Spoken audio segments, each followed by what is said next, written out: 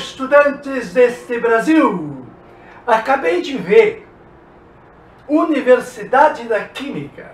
Esta aula lá na Universidade da Química, há 4 anos atrás. Maravilhosa! Estou orgulhoso do nível técnico e clareza com que as aulas são oferecidas para os estudantes. Não só o meu site, com 1.200 aulas de todos os níveis, tem essa vantagem. Com todo esforço para ajudar a que os alunos se mantenham na escola, entendendo, gostando. Pois bem, a aula de hoje é especialíssima. SN1 e SN2. Estamos falando de reações de substituição nucleófila. Na verdade, estamos indo para o final. Então a aula de hoje será diferente.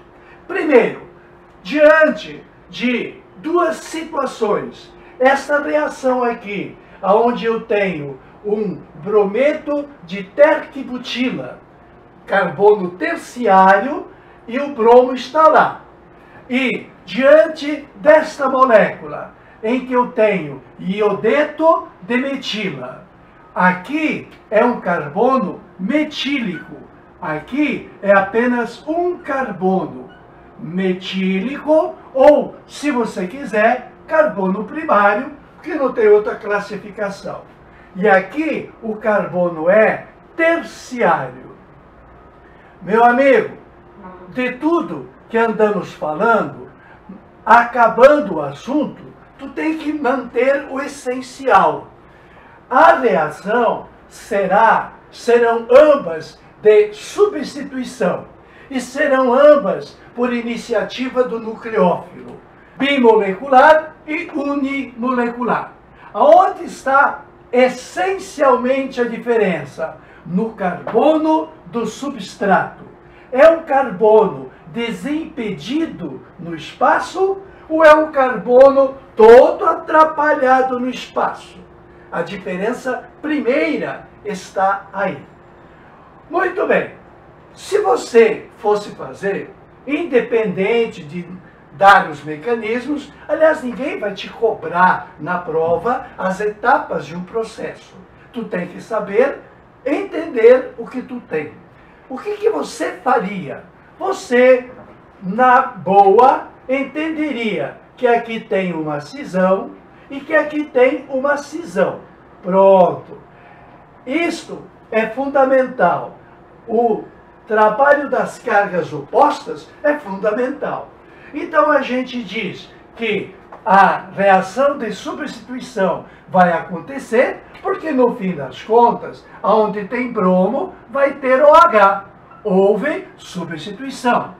Segunda coisa, quem é que faz o ataque? Quem faz o ataque nesse tipo de reação é aquele que quer positivo, coisa positiva. Então ele é um ataque nucleófilo. Tranquilo? E o que mais que vai acontecer? Uma outra coisa óbvia que vai acontecer é este bromo com esse H. Vamos então ter HBr. Pronto, meu jovem, a reação acabou. O entendimento é nosso problema. Aqui também. Aqui eu tenho um iodeto de um carbono metílico desimpedido no espaço. Com quem? Com uma situação especial. Se fosse oxigênio, seria álcool. Quais são os elementos do grupo do oxigênio? Quais são os calcogênios? Oxigênio, enxofre, selênio, telúrio e polônio. Ora, estamos vendo no grupo 16 da tabela periódica que na mesma família do oxigênio nós temos enxofre. Então, se o oxigênio tem 6 elétrons na última camada, o enxofre também tem. Então, o enxofre, ele é primo, ele é parente. O enxofre ocupa o lugar do oxigênio. E os compostos são familiares. Por isso, o composto com enxofre no lugar do oxigênio, a função de oxigenada passa a ser uma função sulforada. Então, será tio. O nome que deram foi tio. Se eu tinha metanol, eu agora tenho metanotiol. Ou, se você quiser, metiltiol. Metil, um carbono. Tiol significa o agrupamento alcoólico. Da mesma forma, já em seguida vai aparecer uma substância que tem enxofre entre carbonos. Isso é éter. Éter com o original. Tio com o priminho. Com o primo vai se chamar tio. Então, esse composto, seguindo a nomenclatura, se aqui foi metiltiol, aqui será metiltiometano. Esse é o detalhe que tu tem que cuidar. Tu fala o nome de um radical e o hidrocarboneto que daria o segundo radical. É o metiltiometano. Tá bom? Bom, o que você faria? Iria explicar tudo isso? Não! Tu simplesmente iria chegar aqui, iria dizer que, obviamente, vamos ter uma quebra, aonde o enxofre mais eletronegativo será negativo, como o oxigênio seria, e o H positivo. E aqui, mesma coisa, o iodo mais eletronegativo fica negativo e o carbono positivo. A bendita lista. Qual é a lista? Fom, cloro, bromo, uísque, pH. E os demais. Então estamos falando de quem? Do enxofre, estamos falando do iodo. Onde é que está o iodo? Está aqui, ó. A eletronegatividade desses dois é em torno de 2,8. A do carbono é 2,5 e o H 2,1. Muito bem. Então, qual é o resultado? Se você está procurando o resultado, tu vai juntar agora o enxofre com o carbono, tá aí.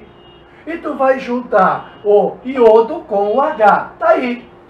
Você sabe fazer. Agora, vamos entender. Aí está a maravilha da química. Primeiro caso, hidrólise de aleto de alquila terciário. Aleto de alquila terciário. Hidrólise, quebra pela ação da água. Nós vamos ter primeira etapa.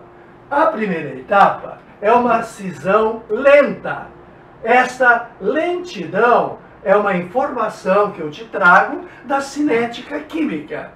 Os aletos de carbono terciário, pela dificuldade desses grupos funcionais, pela estabilidade desses grupos funcionais, como já falamos muitas vezes, esse empurra de elétron por cima do carbono, que vai ficar positivo estabilizado. Esta situação dificulta a saída do bromo. Numa cinética química analisada com dados de faculdade, você teria que o caminho da primeira etapa vai corresponder a uma energia de ativação alta. E todo o processo químico, tu pode ver no capítulo de cinética química, que está lá ao seu dispor no meu site. Quando a energia de ativação é alta, indica a dificuldade de acontecer, a lentidão do processo. A primeira etapa é lenta para soltar esse bromo que está envolvido nesse agrupamento, mas solta. Esta reação vai acontecer, é uma cisão heterolítica com detalhe. Onde é que está o Fe? Se fosse anteriormente, nós colocaríamos que se eu tivesse esse catalisador, o que ele faria? Ele puxaria o brometo, ajudaria a reação. Mas nós não estamos querendo pressa, nós queremos analisar a realidade. Esta saída é lenta, está comprovada no gráfico e está dita por mim pelo agrupamento complexo de 3 radicais. Uma vez acontecida a cisão, aonde o bromo ficou negativo, o carbono ficou positivo. E carbono positivo é carbocátion, ou cátion-carbono, numa estrutura terciária. Vai receber a aproximação da água. Então, quando você fez para obter a resposta, só para dar a resposta da questão, colocou o OH, tu não fez errado não. Tu queria saber o que queria dar. Na verdade, lentamente, na medida em que aparece esse carbocátion, ele será neutralizado pelos oxigênios disponíveis da água. O oxigênio da água se aproxima de uma carga positiva. É o tal do nucleófilo, está atrás de carga positiva. E quando ele chega, ele se gruda no carbocátion e a carga positiva está no agrupamento. Dispersa talvez ao nosso ver, mas está presente. Aí tem carga positiva. Esta situação vai fazer com que haja transferência de próton na forma de álcool. Da seguinte maneira, a presença do brometo, que vai se aproximar dessa carga positiva, implica em sair o próton, haverá a transferência do próton da água para esse elétron do hidrogênio neutralizar a carga. Afinal, o oxigênio da água não está tendo uma carga positiva do carbocátion, como é que ele vai se neutralizar? Fácil se o hidrogênio resolver ajudar a sair da situação. Deixando o seu elétron, vai deixar o OH numa boa.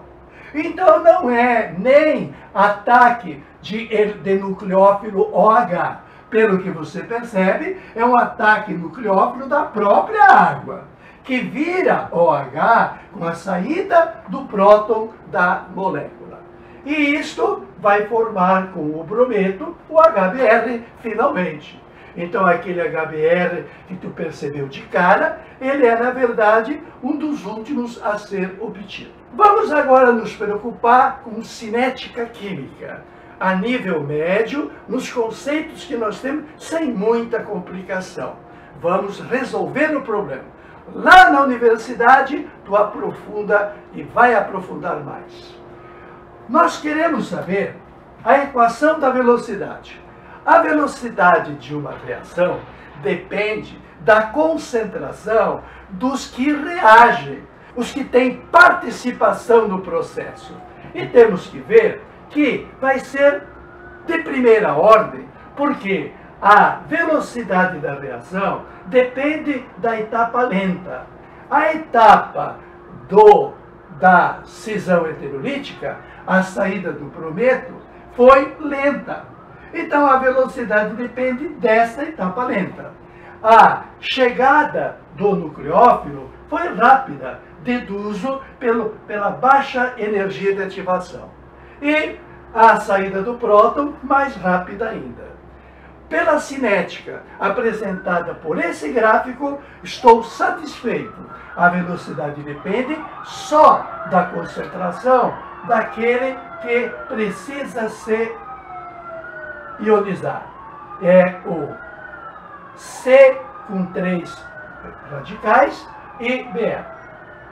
Quanto mais brometo de terpibutilo eu tiver, mais rápida é a reação. Apareceu o carbocátion, pronto, atacou a água, rapidinho. Então, chama-se reação de substituição nucleófila de primeira ordem ou unimolecular. A reação SN1 de primeira ordem tem a ver com a ramificação daquele que será o carbocátion. Quanto mais ramificado, mais primeira ordem vai acontecer. Porque só vai depender da concentração dele. Não tem nada a ver com a água. A concentração da água não vai influir. Segundo fator, a força. O halogênio hidreto formado no final é fator de velocidade desta reação. Porque se aqui formar um HI, é o iodeto de hidrogênio, ele é um ácido forte. Você tivesse trabalhado com um cloro, se você tivesse trabalhado com iodo, qual é a relação de força? Como vocês sabem, entre os hidrácidos, a força é o contrário do tamanho. O HF será o mais fraco, o HCl, o HBr e o HI. Estudos cinéticos comprovam que quanto mais forte o halogênio hidreto formado com HI, por exemplo, seria mais veloz essa reação do que com HBr.